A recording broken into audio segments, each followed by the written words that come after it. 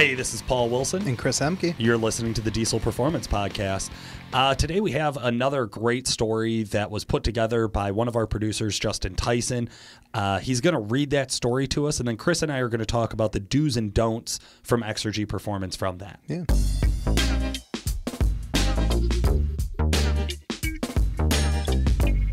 You've had your 2012 extended cab short bed Duramax since it was new. You traded in your old, rusty, slow, and reliable LB7 for the shiny new LML. You drive it back and forth to work and pull a travel trailer in the summer. This is your baby.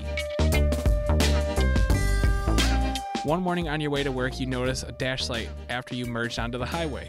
A warning message comes across your dash that says, "Change fuel filter."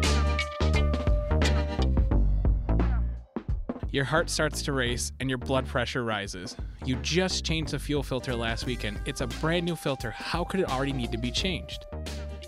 You think back to all the posts you've read about the LML CP4 failures, and now you are truly in a panic. You can't afford to throw a huge pile of money at this truck. There are also a lot of threads on the forum about doing a CP3 conversion, and you had even planned on doing it to your truck one day. So you calm down a little, contact your local diesel performance shop. And to your surprise, they don't offer the CP3 conversion because of EPA laws. What do you do now? All right, Chris, so pretty good story there. We got a 2012, so we got an LML running into some problems, and we've dealt with this topic quite a few times in the past. I got goosebumps just listening to it because, I mean, this is like the beginning stages of an expensive repair, I feel. Or something very simple. Yeah. And I think that was one of the key points that I caught in here is he got to change fuel filter light right after merging onto the highway. That very easily could have just been low rail pressure from running too big of a tune without a lift pump. Right, exactly. But it's how many times do you do that before that CP4 is starved of fuel and it ends up causing havoc throughout the high-pressure fuel system? Absolutely. And so this is why I wanted to talk. I felt like this would work really well for today's topic of a change of plans. Yeah. Because he had already planned on doing a CP3 conversion at some point and then found out, oh, shit, the shop I want to take it to doesn't do those. Like, there's EPA restrictions. Yeah. That's not an option. That's a big thing. You know, guys call into the shop. You know, I get a lot of these calls. They ask about, you know, a CP3 conversion or a resolution 2, you know, the plagued, quote unquote, with my fingers there that no one can see, of the CP4. You know, the general rule of thumb that I tell guys is put a lift pump on the truck really early on. You know, CP4 failures aren't because the pump itself is junk. It's usually from contaminated fuel or asking the pump to do more than what its capabilities are. The guys over at Exergy, they have like an upgraded CP4 pump. So it's an upgraded pump to eliminate some of the shortcomings that the factory CP4s offer. It's a drop-in replacement. Any shop will do that install. There's less hacking of the factory system itself. You know, there's the fuel lines, just everything there. It's a home run. We've done some at the shop. We've had the luxury of Jason Wehrli's regular cab having a 10mm version. Yep. Badass. Truck runs awesome. So, I mean, it's a simplistic approach. It's much cheaper. It's easier to install. And like I said, any shop will be willing to take that job on. Also comparative in price. So if it's you look cheaper. at cheaper. It's a lot. It's actually a substantial amount difference. Yeah. So if you do just the base CP4 upgrade, you know, you're $1,050 into the pump plus labor. Right. Your basic conversion kit is going to run you around $1,800 plus labor. Right. Now, where it's going to be more comparable is if you were to do like a CP3 Sportsman pump with conversion. Well, for a couple $100 more, you can get a badass 10mm version and grow into it.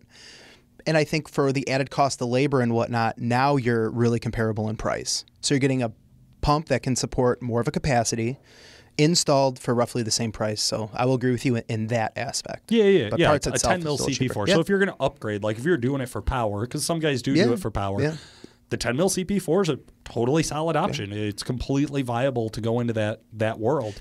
Yeah. And I do like the idea here that you need to finish diagnosing the truck. Oh, right? 100%. Like, don't just start throwing parts at it. You had one problem, one time, and immediately guys tend to go into panic. Oh, I would. Right. Everybody does, right? Because it's an expensive truck. It's an expensive repair. You've already been prepped to think about these problems.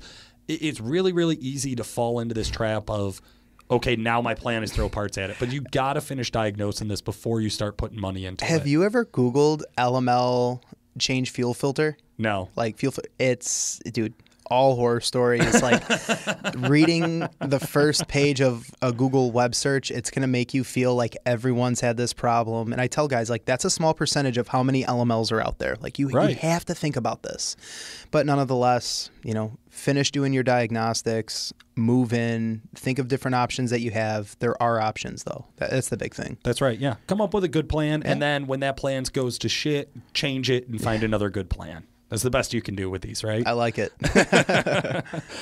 This week from Facebook, which is a segment sponsored by our friends over at WC Fab, Jason Wehrli and the crew really ramping up for UCC this year. Yeah, they're doing their own thing, right? And we just saw some glimpse of Eric Merchant's motor on Facebook. Super badass.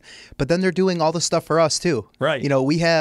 I'm excited for what we're bringing to UCC this year for the booth and things like that. So Jason and the crew over there, they are working day in and day out to get what they need done. It's crazy. So, and try to move into a new shop. And he's moving into a new shop. Like, dude is literally going 1,000 miles an hour. Yeah. If you have not checked out WC Fab products, we suggest you do so at wcfab.com.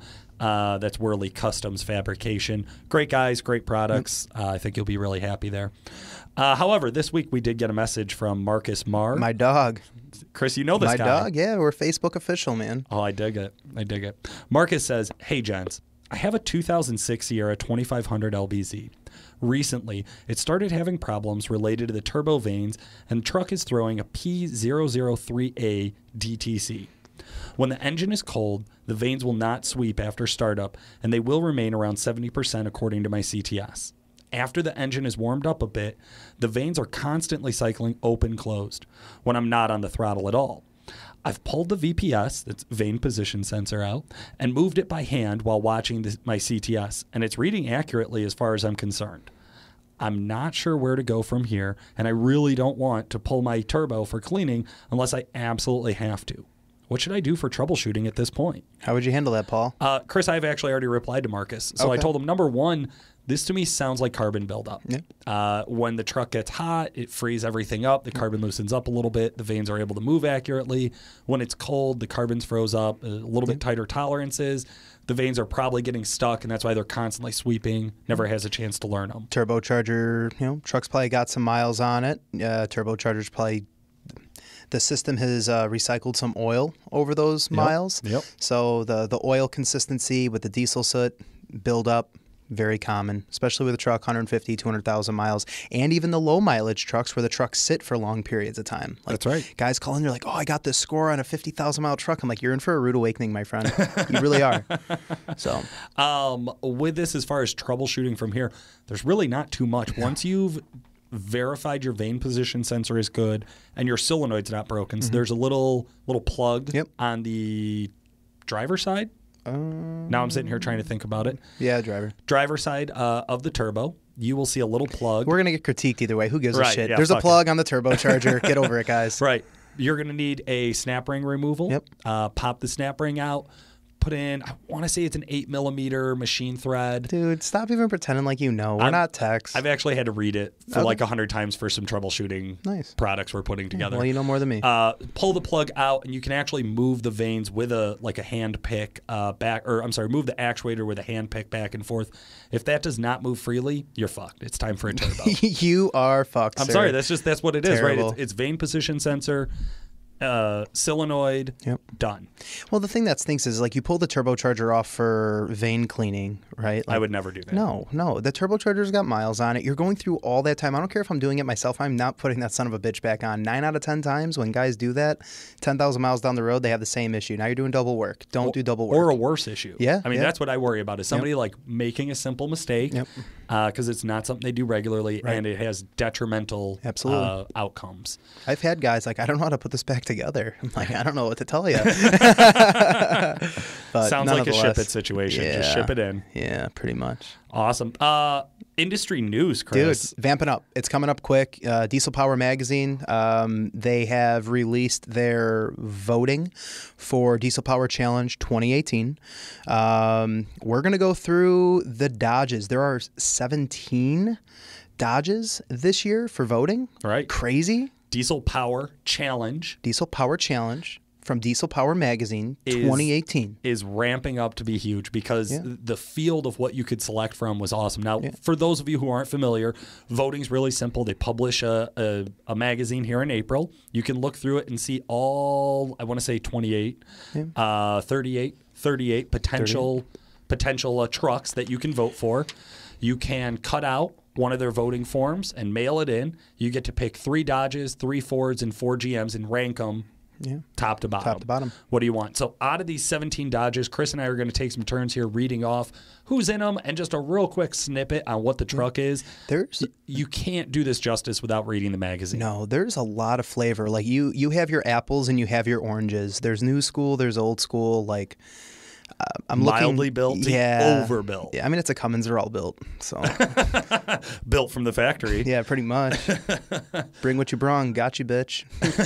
So, all right. Kick us off, Chris. So for number 1, we have Alex Goulet. Sorry if I hack any of these names up. I am part special, so just work with me. He has an 04.5 Ram, so it's a high output. Truck's made the best of 1225 horse and 1,800 foot-pounds. Looks like it's a S4 compound setup, 200% injectors and dual CP3s. Yeah, and following him is going to be number 2, Andrew Morrison, in the 94 Ram 2500. Chris, this is your jam, bro. Dude, I love mechanical injection, man. I really do. And simple. He's bringing it with a 12 mil P7100 and some 5x18 injectors. Yep. Those are going to be aired up through his S366 S480 twin turbo kit. Little surprised to see 900 horse, 1,500 foot-pounds out of this combo. What's surprising about that? Well, you know more on this world. The 5x18 is limiting him? No, I mean, I wouldn't necessarily say that. I think a lot might, question the pump. What pump is it? What's the fuel consistency? Like, what does it flow CC-wise? That's a big thing, fuel volume on these. Gotcha. Number 3, Calvin Williams, another 04.5 Ram. Looks like he's done the best of about 890 horse, 1,400 foot-pounds on a single S468, 150 overs, and then a single CP3 setup. That one's got to be a fun truck to drive. Hell yeah, that thing's got to be a dream. Could really be a competitor, a competitor with less horsepower and more spool up on a lot of these competitions. Yeah. Dude, we were always joking around. I'd love to see what a 2-wheel drive truck would do at a competition like this. Like, simple setup, just run it. When we get to the Fords, you're going to have your chance to vote for one. Ooh, I already spotted it. Nice. All right, number 4, Cody Lambert, 07 Ram, breaking into the late model 5.9s here. 980 horsepower, 1,500 foot-pounds of torque. S400 single, he doesn't tell us which one. Running 250% injectors with a 12 mil pump. I do know my common rails. And that's another one to look out for. Yeah, that's coming to the party. Number 5, Cody Thompson. Paul, what the fuck is with the 04 Rams? Dude, all of them. I wrote. So what our listeners can't see is we actually wrote down all 17 competitors with these notes on a big ass whiteboard, and it is. Like I wrote 04, 04.5 100 times. Yeah. So 04 Ram, Garrett 7483 setup. So I would assume that's compound, Paul. Yeah. It is. Yep. 130% overs and another dual CP3 setup. Yeah, sporting those Garrett Chargers. Justin Andre is in at number 6 with an 05 Ram 2500, 1,750 horsepower. I feel he has estimated that 3,000 foot-pounds of torque, triple Borg-Warner turbos, 450% injectors, and dual CP3s. Justin's one of those kids. The truck is very documented on social media. Goes to a lot of dyno competitions. The truck is well known. 3,000 foot-pounds, huh? Yeah, I mean the truck is very well documented within the industry, social media-wise. Number 7 is Justin Ziegler, 06 Cummins, 1,300 horse. 2,000 foot-pounds. It's got a stainless diesel compound setup, 400%, and dual 12-millimeter pumps. Marcus Bussey at number 8, 07 Ram, 2,500, 1,300 horsepower, 2,100 foot-pounds of torque. Triple S400 turbos, 400% injectors, and dual CP3s. Yeah. Number 9 is Nate Lovett, 07 Cummins, 900 horse, 1,700 foot-pounds, single S476, 200%, and again, dual CP3 setup. Number 10, Rich Jersey Nicoletta, 04.5 Ram. Again, 2115 for the horsepower, 3,500 foot-pounds worth of torque. Talking about triple S480s, 500% injectors, and a 14 mil CP3. Yeah, Jersey's one of those guys, with that setup, you know it's coming from the fire punk camp. That's what it is. The truck has made that type of power too. It's insane. It's a nice truck, nice regular cab. It's going to come down to a driver on that one. Yeah, I mean that's a whole lot of truck to handle, man. That's no bullshit. Number 11, Skylar Rhodes, 06 Cummins, 800 horse, 1,600 foot-pounds, compound turbo setup on that, 180 horsepower injectors and dual CP3s. Skylar Ostrich? That's how I'd say it. Sure. 07 Ram, 2,500, 1,200 horsepower, 2,000 foot-pounds of torque, running the very similar twin turbo setups here. S467 with an S486. Got the DDP Super Mental injectors. Dude, those are big, bad bitches, I bet. Dual CP3 with 12 mil. They're so big, they don't even put a number with them. They're just they're like the Cobras. Cobras, yeah, right. For sure. I jumped there. Yeah, you got to jump to 13. Clearly. Number 13, Travis Richards, 07 Ram, 2,500. 1,050 horse, 1,600 foot-pounds. S400 turbo setup, 250 horse injectors, and a 12 millimeter pump. I got to be honest, Chris. I think he's going to have a hard time getting voted in on a single S463. I mean, I thought that you just wrote it wrong and there was a compound in there. No. Okay. That's it. Well, I mean, nitrous does hell of things, man. Yeah, you said it. 14, Trent Hibbard. 05, 2,500, 1,400 horsepower, 1,650 foot-pounds of torque. S476 SXE DDP Super Mentals again, dual CP3s. Number 15 is Trevor Ruffcorn.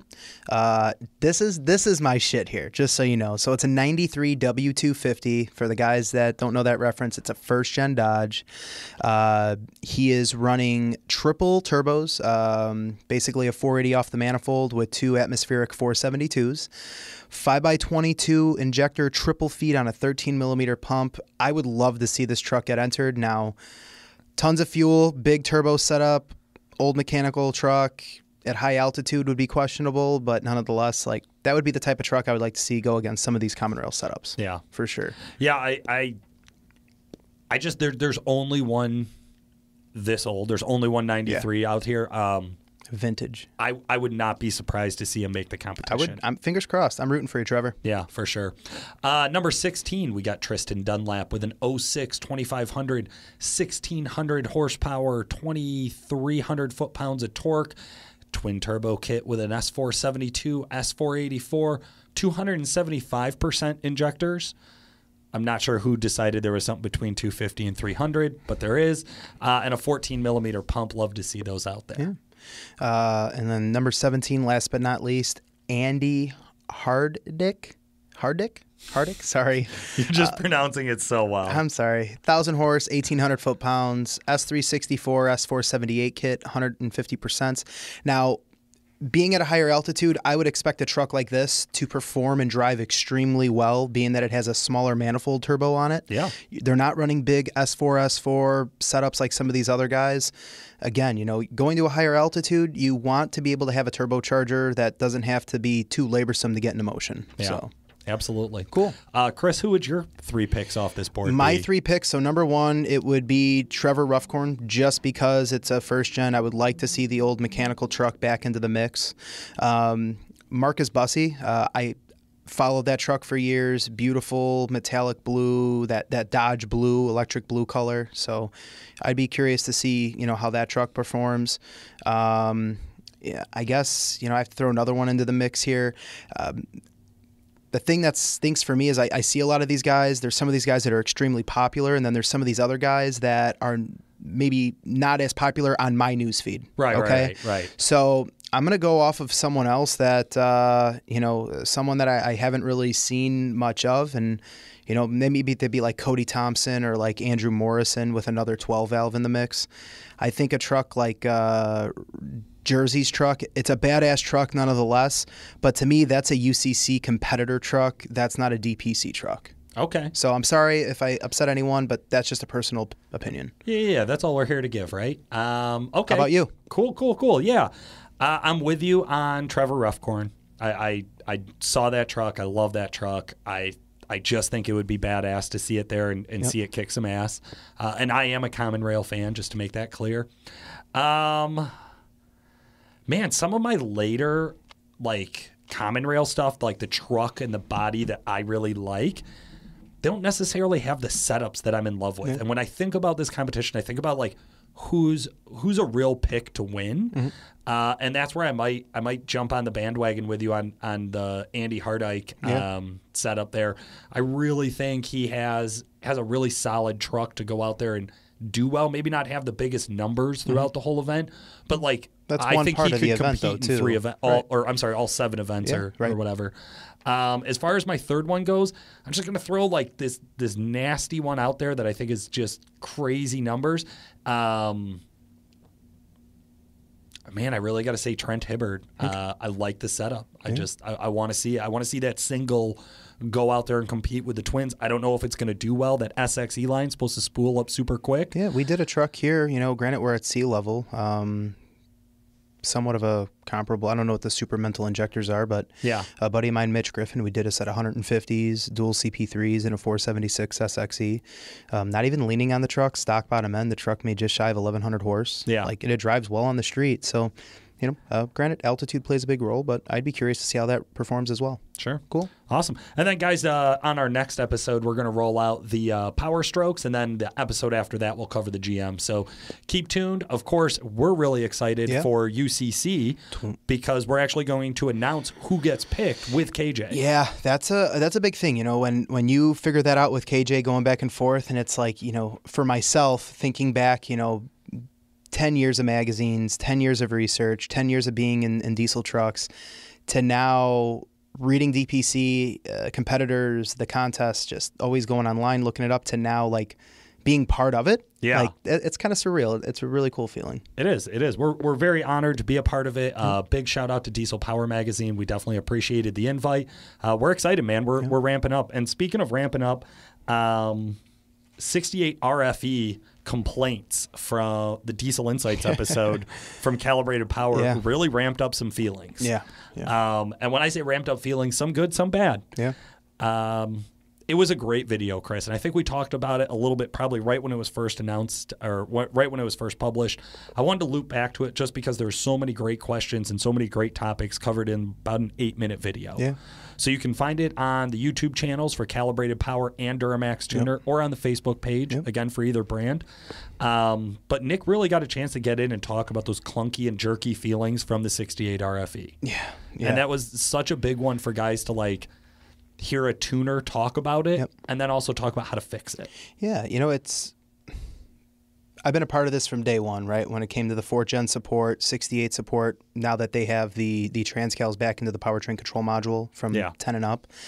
And I'm reading through all of these, and I remember when we had the first couple test trucks here, and I would go to Nick, like, I would never own a 4th gen. Like, they drive like asshole. Like, he's like, just wait, give it some time, be patient. I was like, no, fuck these trucks. Well, like, it's because everybody knew that they felt like they were underpowered, like they couldn't put the power on the ground. The number 2, the underpowered, like you said, can't put the power to the ground. Like, the truck is always trying to get into the next gear. It doesn't matter what you're doing with the throttle or what you're wanting the truck to do. It is designed and programmed to just next gear, click next gear, click next gear. Now, granted, when you're in cruising motion, having the truck be at in a high gear, low RPM, total sense for fuel consumption savings. Sure. But when you're actually trying to get up out of your own way, or you're actually trying to get to a vehicle speed, that short shift scenario is kind of counterproductive. Oh, you mean like use the truck in a real world application beyond just cruising? Yes, I'm not 90 years old. There was a lot of, I think I kept hearing the term mechanical anxiety, which is like you feel like the mechanical components are going to explode out of the case. So they talk about the solution, 68 RFE tuning. They also like kind of break down a little bit on the difference between MM3 and EFI Live. Yeah. So I thought that was a really good video. Again, if you guys haven't checked it out, if you have a 68 RFE, have a friend who has a 68 RFE, loop back onto the YouTube there and give her a look-see. Cool. Chris, today's featured guest, man.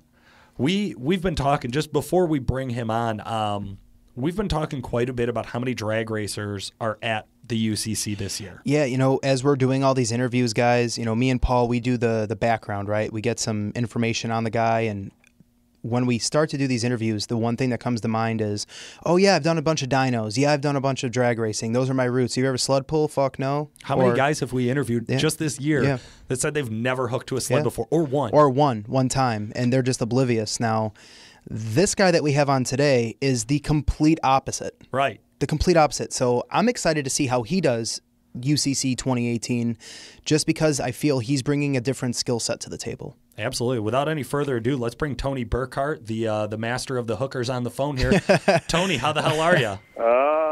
Almost as good as you guys. I mean, you guys get paid to sit and talk to people all the time. I mean, literally, we get paid to talk to people all day, and a portion of that happens to be on the podcast. We love it. That's got to be the bonus, right? It is. That's all my commission just gets paid out in podcast time. Yeah. You got an extra seat over there? Yeah. Always for you, Tony. Tony, we're really excited you took out some time to talk to our listeners a little bit.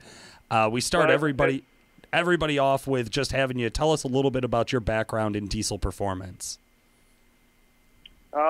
Background. Well, I kind of started in the early LB7s, and someone told me I needed to go pull my truck in a truck pull, and all I needed to do is just a tuner and exhaust and an intake, and you'll do awesome. Well, it was downhill ever since then. Yeah, that's when you started realizing the dollars go out. You don't know where they went. Right. Dollars. I haven't seen any of those things. What are they? Tell me about this. That's the industry we're in. That's what I'm saying. I dig it. It's so funny. I feel like it doesn't matter, Chris, if we interviewed like somebody who's just straight off the street, a diesel enthusiast, a shop owner like Tony over at Dirty Hooker Diesel, or anybody else. Everybody's like, yeah, I started with just this idea of I'm going to spend a few bucks and have a little bit of fun, and then it took over my life. Pretty much. So I started pulling, and then wanting to do better and be competitive, and so I put my brain to work, coming up with some ideas and helping. At that time, I worked pretty close with PPE and Bully Dog, and did field testing for both them companies. And next thing you know, I'm working on other people's trucks. You know, of course, they want to. Anyone at a truck bowl sees who's winning. Well, that's who they're going to want working on their stuff. So, I would say when we think of Dirty Hooker Diesel and you, Tony, you're one of the more seasoned guys out there. How long have you been wrenching on these trucks? I know you referenced LB7. Sorry. I know you're big in the sled pull world, things like that. But how many years have you been in business? How many years have you been doing this for? Well, I've been in business.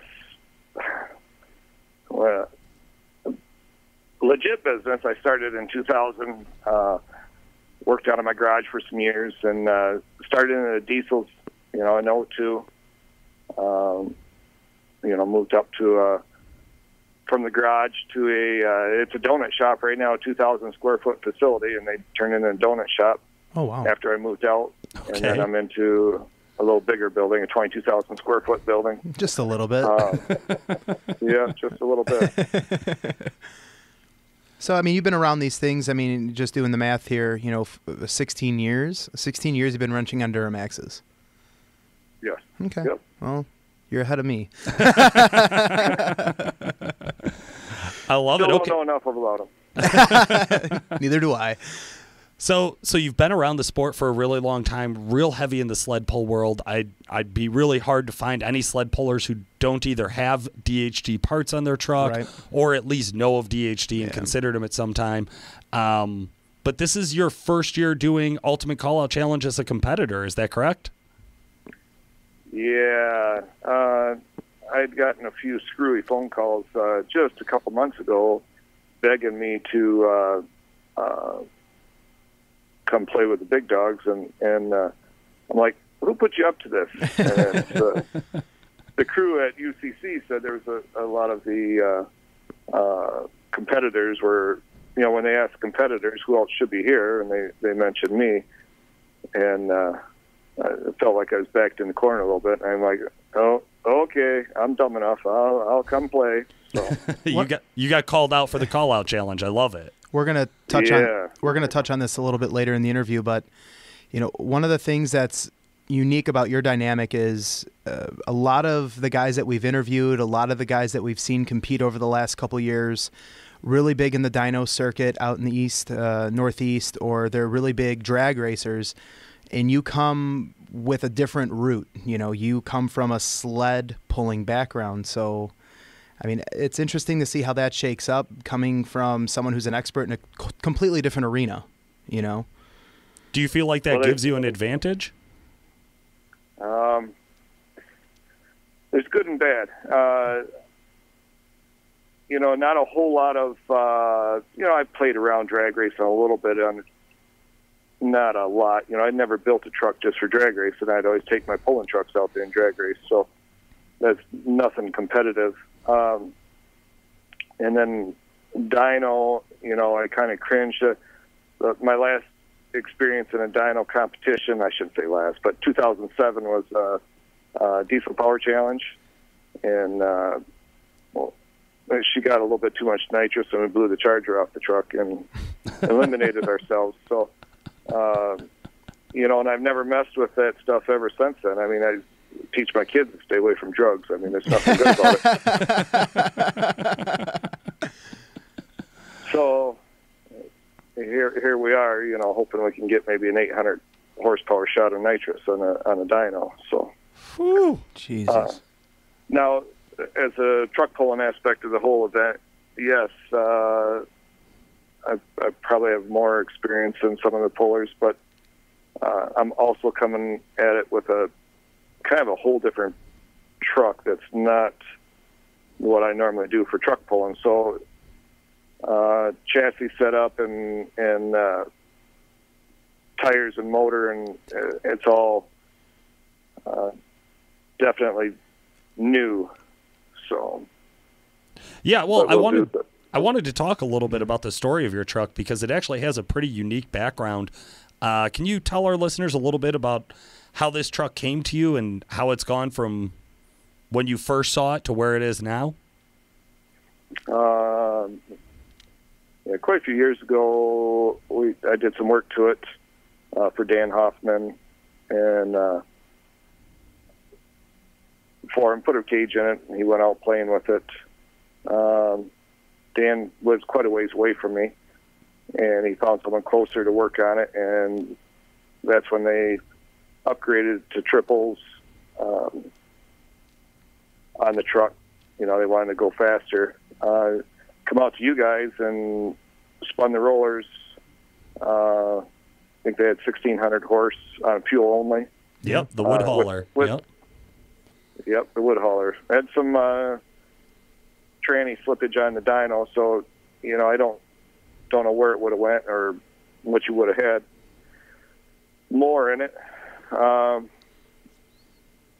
2 years ago, my son come down with cancer, and Dan Hoffman, is watching Facebook and seeing everything go down with my son. And a year ago, Dan calls me, and which I was surprised to hear from him. It's been quite a while, and he wanted to donate half his truck to my son if I could get rid of it. And so Dan dropped it off here, and we looked it over, and next thing you know, my son actually bought out the half from Dan. So Dan's got quite a sponsorship in this truck, too.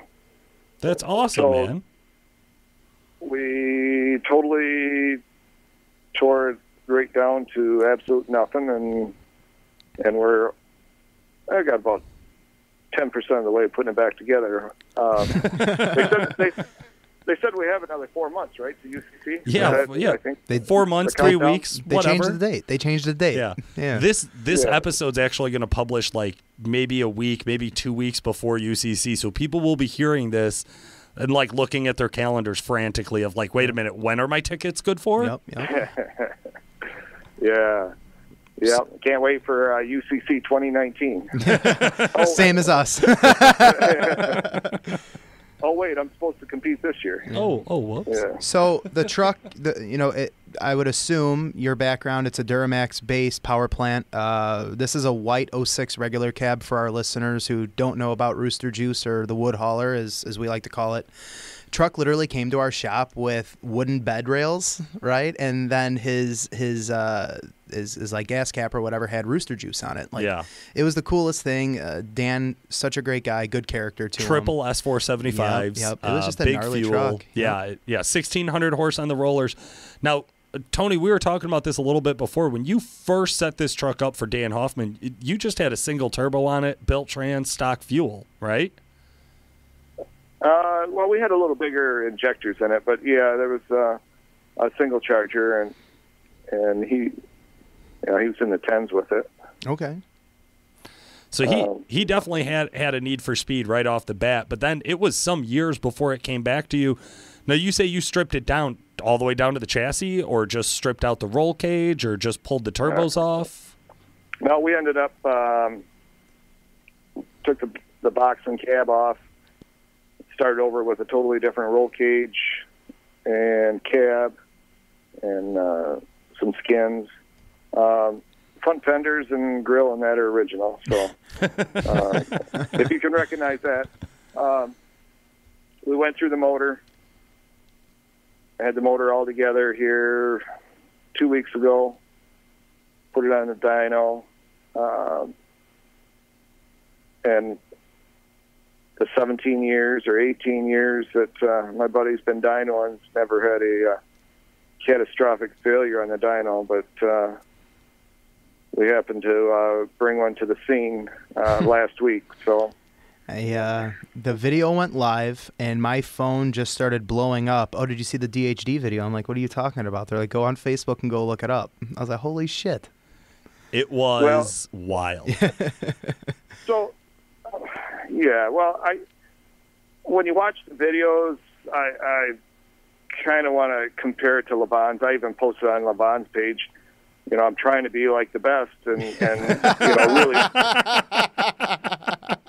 blow my shit up, you know. But really, my video was like a little spilled milk, and LeBon's is like the Kool-Aid guy crashing through the wall. You know,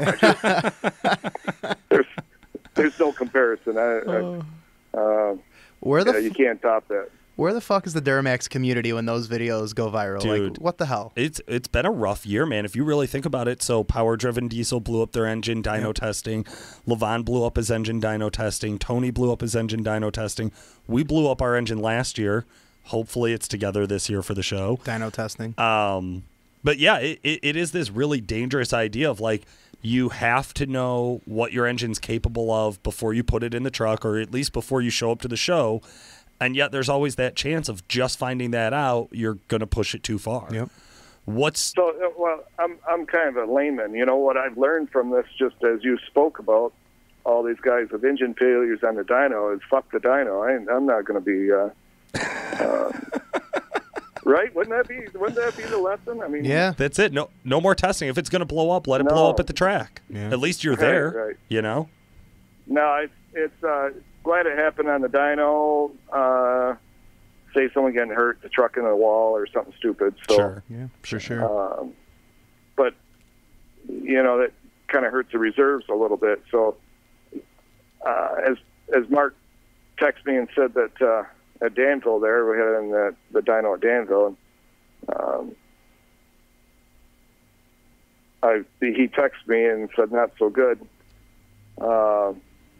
We had some issues previously with that when I was there the original day on the dyno with some wiring, which I've been battling for 5 years, and we finally figured out this issue that a lot of people I know have had issues with how their truck's been running on the dyno or drag racing or truck pulling, and I feel really good that we found this problem and resolved it. But I had to leave. That was Wednesday, we were dynoing. So Thursday I had to take my son to his cancer checkup, and that's when Mark did some more dynoing and blew it up. So there I am at the hospital, and my son thinking, well, are we just going to be spectating? And then start thinking a little bit more, you know what? I got too many trucks, too many motors laying around. We're going to throw the old cheap hooker motor together. That's a dry block. And pull the motor out of Nasty Hooker and take that along. So we're going to have a couple motors, and we're going to have 3 trannies and 3 front and 4 front ends, and a couple transfer cases. I don't know what else we're going to need. Hold on there real quick, Tony. I have to pick up Chris's jaw off the floor real fast. I don't know if you listeners could hear that drop.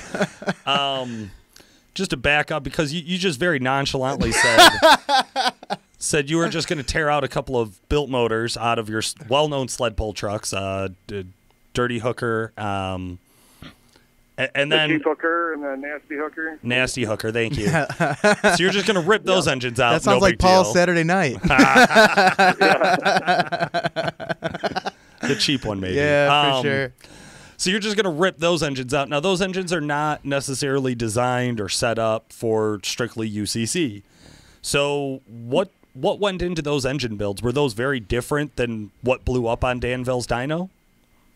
Well, we had a rod failure on the dyno.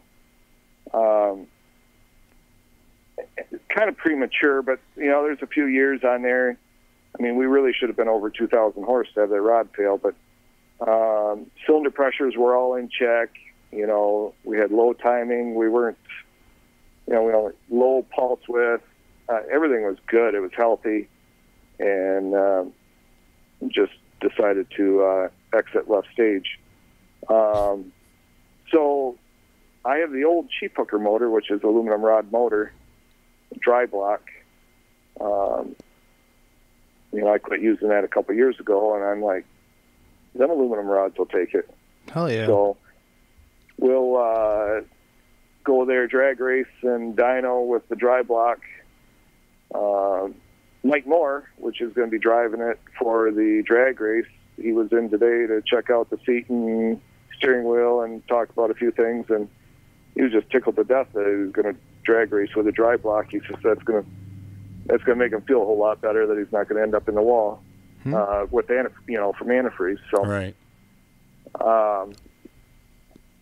So if we blow the dry block sky high on the dyno, then we'll put nasty hooker motor in there, which will be sufficient for sled pulling, because we're not going to need the everything it's got for the sled pull.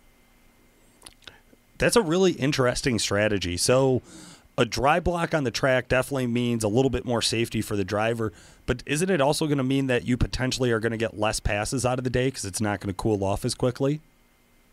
It only takes 2, right? Let's make the first pass count, Paul. Come on. Okay, fair enough.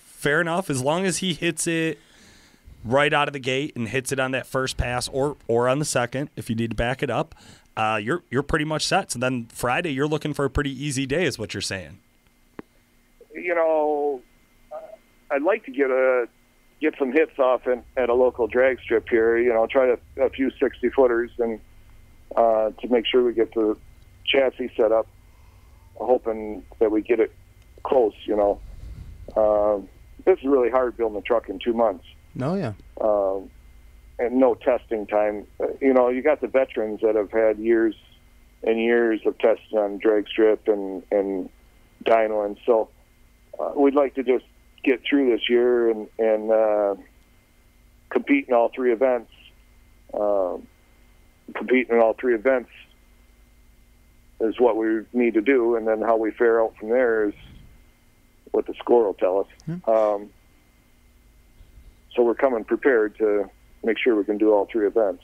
I mean, 10 motors, 10 transmissions, 18 front ends. I agree. What's the what's the air fuel setup? Coming from the sled pull world, I mean, you're a big, very familiar with single turbos, big injector setup. So, what's the game plan there like? We're going to still run those 475s. Okay. They light nice. They run nice. I know there's guys with. I think you guys are running a couple 3,500 frames on that big motor, aren't you? Oh yeah. Yeah. I mean, the truck still has to make it there. We're not talking about that. So I mean, I'm coming with some dinky chargers and we got Exergy, couple 12 mil pumps on it, and they're 500 over injectors. Jesus. So we'll have some fuel.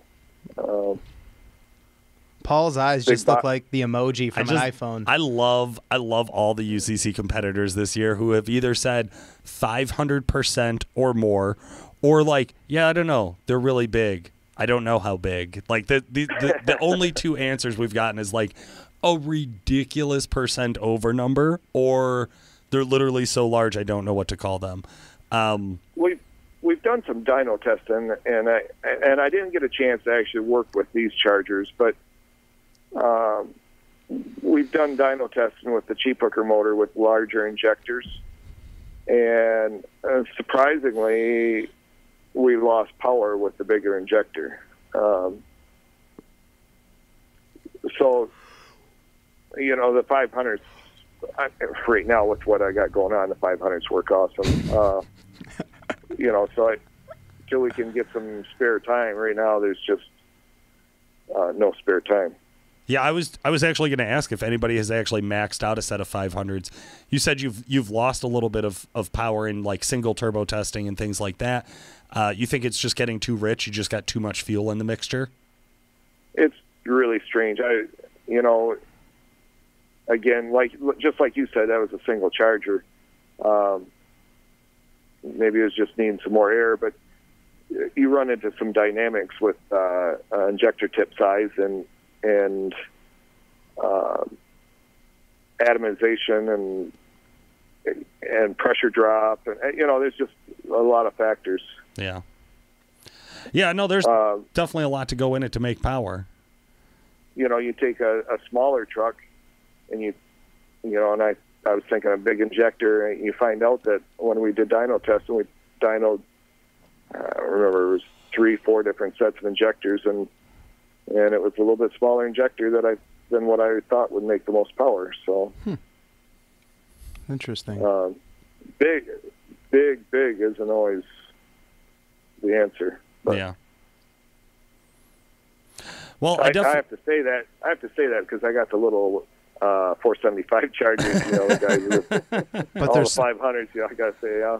There's 3 of them though. 3 dinky S475s. 3. Yeah. Yep. So it makes up the difference. You know, Derek Rose made some real nice power in a single charger on his truck. So when they were dynoing that on the engine dyno. Yeah. I mean, it's definitely possible. I think there is a lot of, like you had said before, a lot of experience of kind of playing with different setups to find out what actually works the best. And honestly, no matter how much power you make with your truck, you still got to put it on the ground. Each one of the events a little bit differently. One of the things I've been talking to guys about is tire setup. Yeah. What tires are you looking at for the 3 events? Are you going to run the same ones you drag race with that you dyno with? And I know you're not going to use those for the sled pull. Yeah, we're going to show up with, I'm trying to remember if it's 5 sets or 6 sets, different sets of tires. I mean, I don't know. You know, worst comes to worst, we'll take one of our tow trucks and just put some meats on it and go sled pull for fun. But no, I can't do that. But yeah, and I'm bringing some goodies for Wade Boyd too, because that guy is, you know, his truck's been allergic to dirt, so we're going to introduce it to dirt the hard way. So, Skeeter, you ever hear of the Skeeters becoming hookers? I don't know. We'll turn a Skeeter into a hooker. Oh man. Okay, so tires. So we got 2 engines, 3 transmissions, 4 front ends, 5 sets of tires, 3 small S475s. I'm lost in all the numbers. My inventory, I would never be able to do inventory for this trip. But all right, what are you changing in the chassis to go from drag racing to sled pulling? Because I think that's something that all these drag racers literally have no clue about. I don't know how many guys we've interviewed that are UCC competitors who their exact quote is, yeah, I've never sled pulled before, or I've sled pulled once before in my life. And like, Paul, that's been every interview. It literally is like every interview. Most of them are saying pretty much they're just going to run bump stops and less air in the tires and go. What does your plan look like? Well, if competitors are going to listen to your podcast, I'm just going to rotate the air in the tires, okay?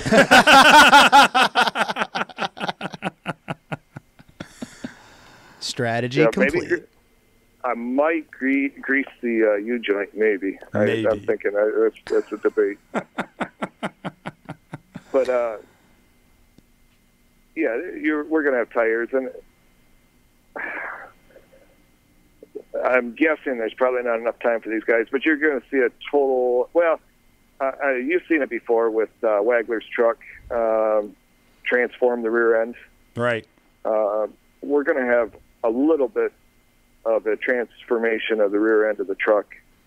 Not to the extent of Wagler's, but I'm not sure how many guys are doing something like this, but we're building a whole subframe with the pulling axle.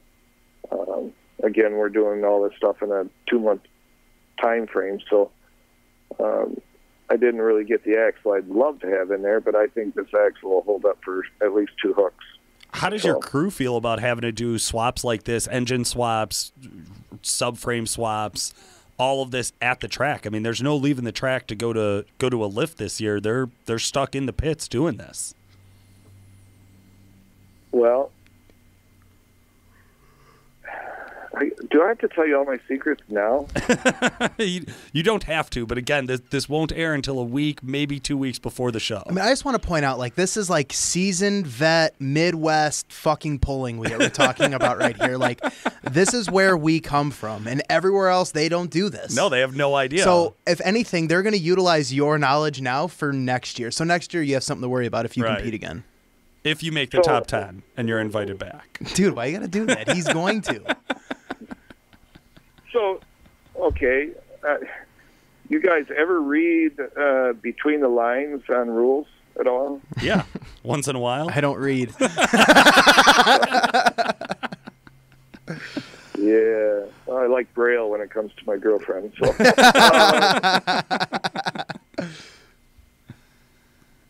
so anyway, no, the lights on are always better than in the dark with that too. But so we can't. Sorry about that. We can't take the truck to a hoist.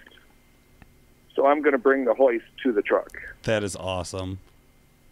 So any of the competitors, I'll have a hoist for rent. So, dude, hey, make your money one way or another, right, Tony? Shit. Right. So we're planning on bringing a hoist and forklift and tent with heat. My top guy to change a motor for him in the truck is going to be. He'll have it done in time for ice cream after dinner. So,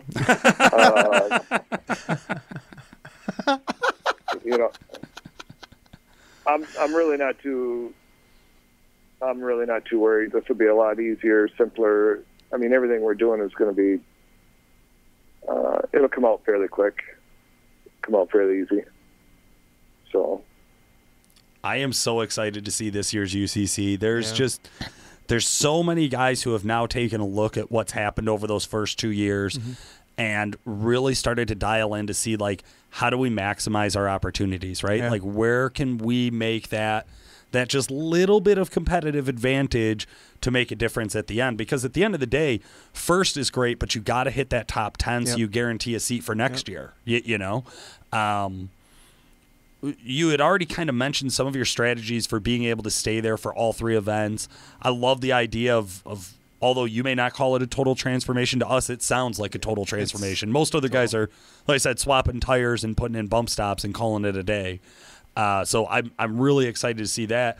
What do you think is going to be the most challenging part about UCC for your team?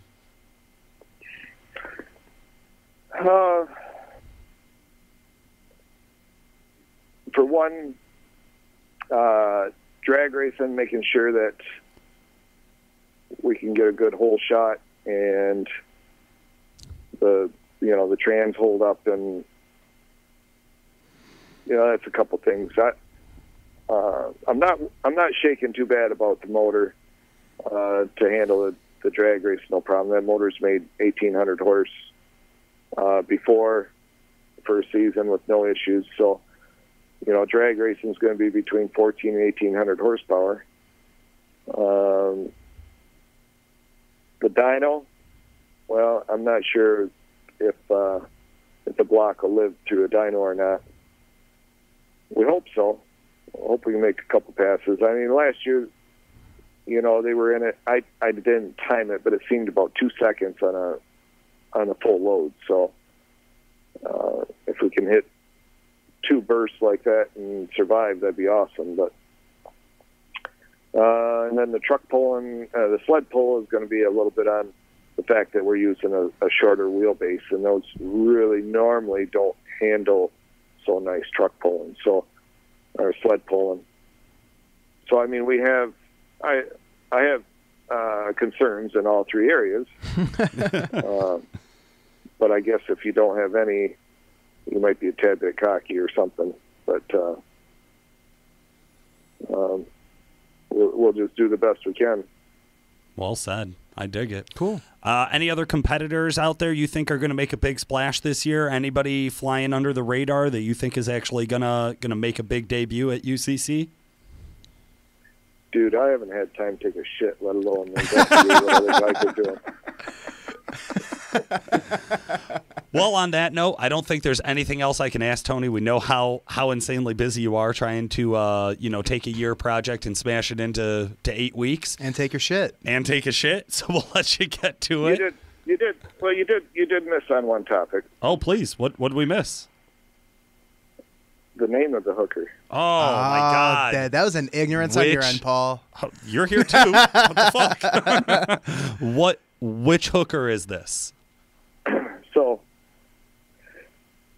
there's so many good names out there, but we kind of thought that Rated R was going to be pretty good. We like the UCC Lot Lizard hooker, but the UCC Lot Lizard, but.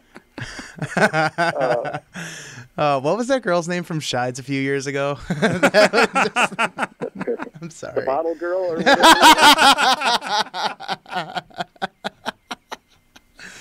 So, we thought Rated R was pretty good, Rated R hooker, and but the way everything's going, it's going to be the last minute hooker. So now that sounds like my Saturday night. Yeah, for sure. Oh, Yep. shit. The last minute hooker. Oh man, Yep. I cannot wait to see you guys. Anybody you want to give a shout out to, Tony? Oh man, I got all kinds of guys that have been helping out on everything. I couldn't even. I hate to miss anyone. I mean, between Danville being a big part of it, SoCal Diesel, we got Kryptonite, some local shops around here have been helping out. Wehrli helped us out on some things. We have the Evan at Limitless, worked with him on a few things. Who am I missing? I should have had a whole list of stuff, people that have all helped out on it. But I think Nitrous Express or something like that was helped us out on some things. My biggest thing is I really need some help. I need hands, hours. I need more hours. I got a year's worth of work to do here in a couple weeks. Well, there it is, listeners. If you're willing to volunteer with some wrench time, give a call over to DHD and get a hold of Tony. No, we're just kidding. By the time this, But for real. No. But for real. Don't waste my time. Don't waste my time on the phone. Just get on a plane or drive or whatever and show up. We'll put you to work. There you go. There you go. Open invite. Please come work. Awesome, man. Well, Tony, don't worry about any shout-outs you missed. We're going to grab you again at the competition and drag you into the booth to do another interview at the show and see if this plan of yours actually works out. But best of luck to you and to the last-minute hooker. Awesome. I really enjoy chatting with you guys, and I wish I could have gave you a better black eye or something on the over the phone, but we'll do that in person. So Sounds like a plan. Sold. Listeners, this has been Paul Wilson. And Chris Emke. Thanks for listening.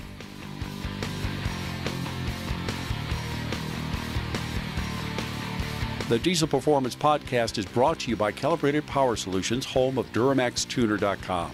Calibrated Power develops emissions-equipped calibrations for a wide variety of diesel powertrains, including Duramax, Cummins, Power Stroke, John Deere, Case, New Holland, and many more. For more information and the best customer service in the industry, check out calibratedpower.com or call 815-568-7920. That's 815-568-7920. If you'd like to contact the podcast, send us a message through Facebook or email Paul at DuramaxTuner.com or Chris at CEHMKE@DuramaxTuner.com. Hey, thanks for listening. Your feedback is appreciated. Please rate and review us on iTunes, subscribe on YouTube, like us on Facebook, and by all means, let us know if you have any ideas for a podcast. We'd love to hear from you.